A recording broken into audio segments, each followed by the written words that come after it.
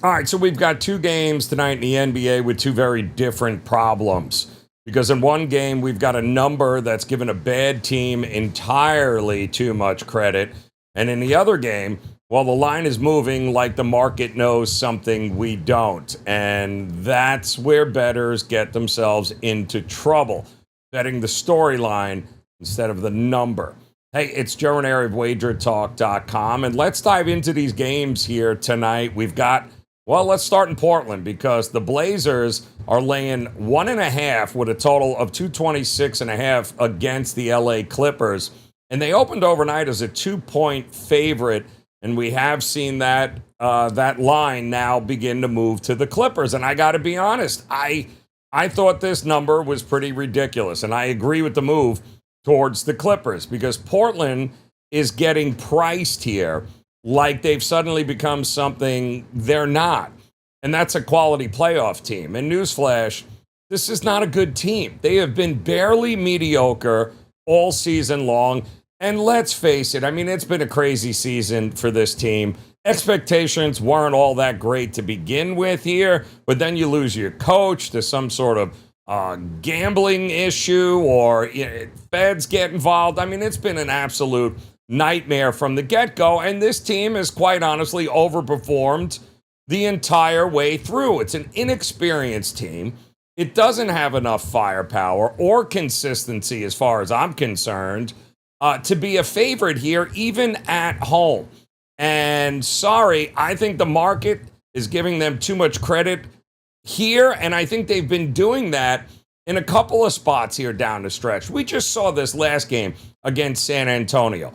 Wembanyama sits, a game that supposedly means nothing to San Antonio. The entire world is on Portland, and guess what? They lose anyway. And now here we have another situation where the Blazers are favored against a Clippers team that, I'm sorry, is just flat out better than they are. And I don't agree with what the market is saying about Portland because we got one team here who has real players, real defensive options, and nobody on the injury report. While the other team still feels like they have some nice players, but they're just happy to be here. Who are we kidding? And that matters in a game lined this short because the thing I'm watching is whether Portland is going to be able to create enough reliable offense once the Clippers start clamping down on defense and start switching all over the place because they have that kind of versatility. The Clippers can lock you down, and they can stay in front of Portland's guards, and this is going to make this game feel a whole lot smaller for the Blazers offensively. If you're counting on them staying unbelievably hot from three, you know the variance on that. And if it happens, where are the easy points coming from for the Blazers? If the threes aren't falling and the Clippers are locking down defensively, I think that's the issue. There is not a whole lot of clear paths for me for this Portland team to win this game. And even when Portland has shot it well lately, it still hasn't meant that they can create margin and separation to walk away with a win. And if they're not built to create margin, why are they laying points in a spot like this? The bottom line, I think the wrong team is favored. I'm on the Clippers. I'm going to take your 1.5. I'll play it to a pick 'em. I'll even sprinkle a little something on the money line here. I think they win this game outright, and I think Kawhi and company and Darius Garland and Mathurin and Collins and Jones, I think they understand they want nothing to do with having to win 2 games to advance in the play-in. They would much rather lock in that 8th seed, and I think Portland is just happy to be here in this one. So Clippers for me. I think the under at 226.5, it's a lean because I think if the Clippers defend the way I think they can, then Portland is they're going to have to work for every point that they get here tonight. But I like the side in that game. Now, before we talk about the Suns taking on the Lakers, if you like this style of breakdown, do me a favor, hit the damn like button, would you? And hit the subscribe button. Become part of that Wager Talk TV family because we certainly appreciate you guys taking the time to hang with us and always appreciate the support. Now let's get to the other late game here tonight. Phoenix versus the Lakers. Phoenix laying what now? 2.5, I believe, in this one. Total sitting at 218 right now, 218 and a half. And my question is, what does the market know that we don't? Because this is a tricky game.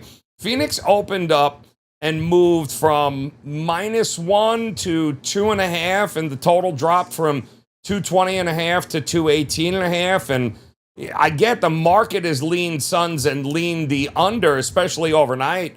But Phoenix is laying points without Booker, and we knew Booker last night wasn't playing in this game. And that should make you just scratch your head for a second, because to me, this side is still being priced in a fog. The Lakers report is still a big part of this game. Yes, they both played last night. It's the second of a back-to-back for both. But until I get a fully understanding of who's playing for the Lakers, I am not interested in laying points with Phoenix, especially without Booker on the court. So that's the real question. Is the market pricing this game because, well, the Suns are just better?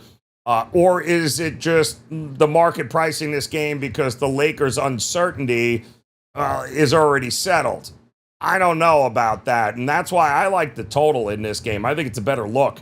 The under move tells you the market is expecting a slower game, more half-court possessions, and not a whole lot of easy offense from either side, or good offense for that matter. And that makes sense, because this feels like one of those games where the side can flip on one piece of late information. The total has already given you the read you need. It certainly has for me. So I like the under in this spot, 218 and a half. I think it's playable to 217. But that's the bet I trust the most in this spot until we get a better understanding of exactly what's going on with the Lakers. So now we've got the Clippers. I like them at +1.5, playable to a pick 'em. I lean to the under at 226 and a half, and I like the under here in the Suns and Lakers game. That is playable to 217. If I had to choose a side, I would lean with the Lakers and take the points, but I want to know what that report is first and foremost.